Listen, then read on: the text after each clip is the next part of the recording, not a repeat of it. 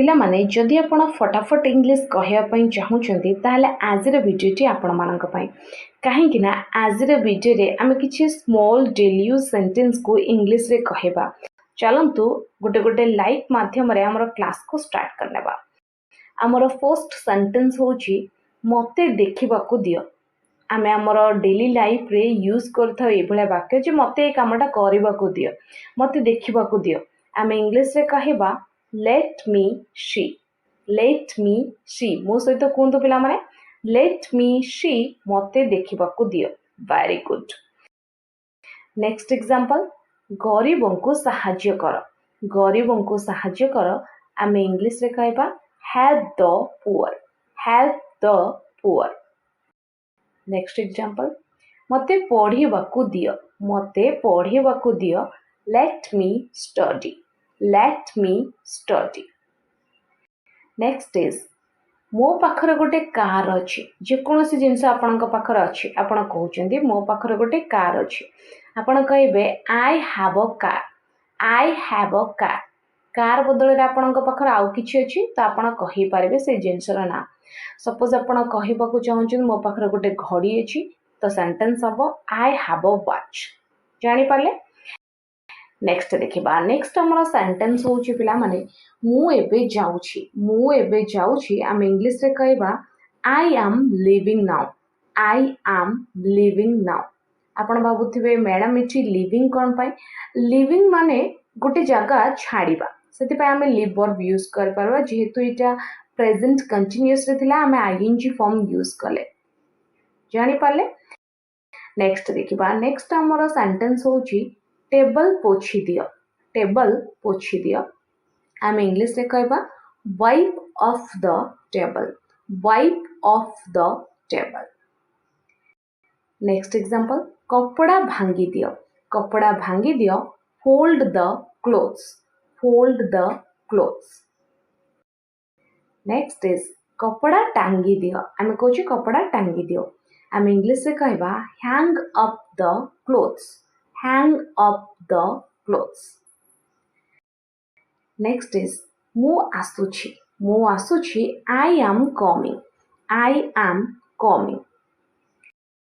Next is मु खाइबा को जाउछि, मु खाइबा को जाउछि। I am going to eat, I am going to eat। देखो पिला माने खाइबा बदल रे आपण कोनोसी काम करबा को जाउछन्ती, आपण एई सेंटेंस अकॉर्डिंग कहि पाबे। सपोज आपण कहउचन्ती मु पढिबा को जाउछि त सेंटेंस हबो I am going to study. जानि पाले। नेक्स्ट देखिबा। नेक्स्ट हमर सेंटेंस होछि मु जल्दी रे अछि, मु जल्दी रे अछि। आमे कहबा I M in a Hari, I am in a Hari. Next example मु भाबुछि। आमे इंग्लिश रे कहबा I am thinking, I am thinking। Next is मु अपेक्षा करूछि। I am waiting, I am waiting। Next example मु बाहर को जाउछि। I am going out, I am going out। Next sentence मु फेरुछि। I am back, I am back। Next sentence मु एठी अछि, मु एठी अछि। I am here, I am here. Next is मोर डेरी हेछि बा मोर डेरी अटे, मु डेरी अटे। त आमे सेंटेंस कहबा I am late, I am late. जदि आपण कहबा को चाहउछन जे मु काम रे अछि त सेंटेंस हबो I am at work, I am at work. Next example मु शुणुछि, मु शुणुछि। I am listening, I am listening. मु मजा करूछि। I am joking, I am joking. Next sentence से करूथिबे, से करूथिबे। He will be doing, he will be doing. Next sentence होछि मु करी आसुथिबे, मु करी आसुथिबे। आमे इंग्लिश रे कहबा I will have been doing, I will have been doing।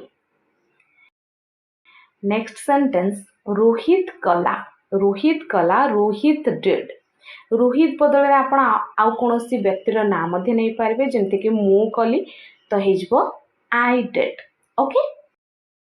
Next देखिबा से करी आसुची आम इंग्लिश रे कहबा he has been doing or you can say she has been doing। Next sentence मु तुम विचार रे राजी अछि बा मु तुम आइडिया रे राजी अछि तो आम इंग्लिश रे कहबा I agree with your idea next example मु ए लेसन टिकु बुझी पारुछि I understand the lesson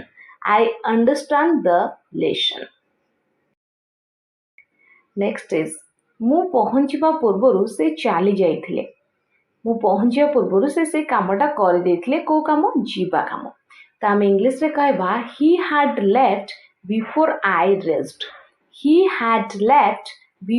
I rest next example मु जोग देबा को चाहूथिली किंतु मु व्यस्त थिली मु चाहूथिली काम करिया पई किंतु मु व्यस्त थिली आम इंग्लिश रे कहबा I wanted to join but I was busy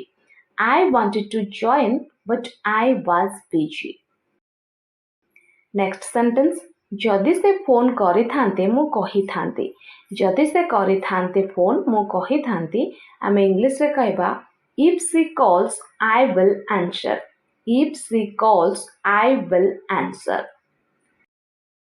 next example मु सेई मूवीटी को काली देखिथिली I watched that movie yesterday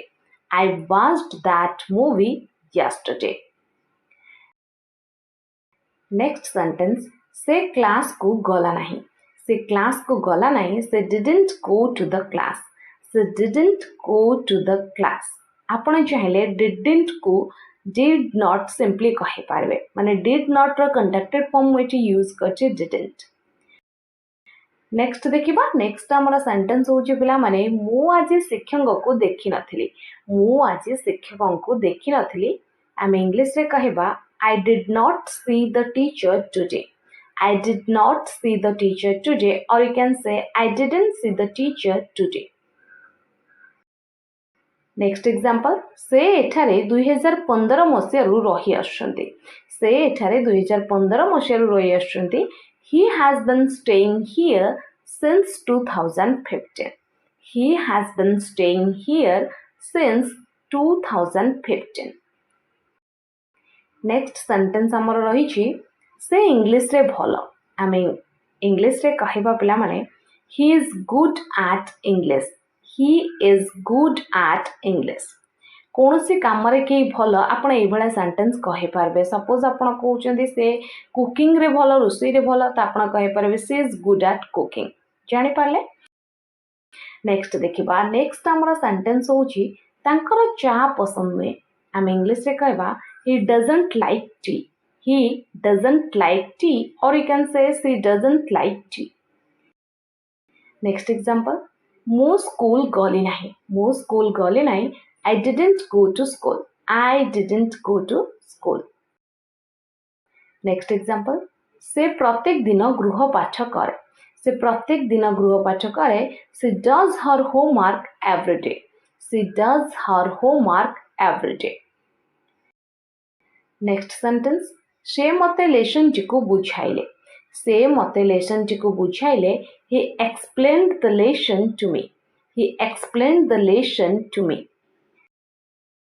next example मोर मने नाही आम इंग्लिश रे कहि पारबा I can't recall that means I cannot recall next sentence मु एहाकु परे करिबी आम इंग्लिश रे कहबा I will do it later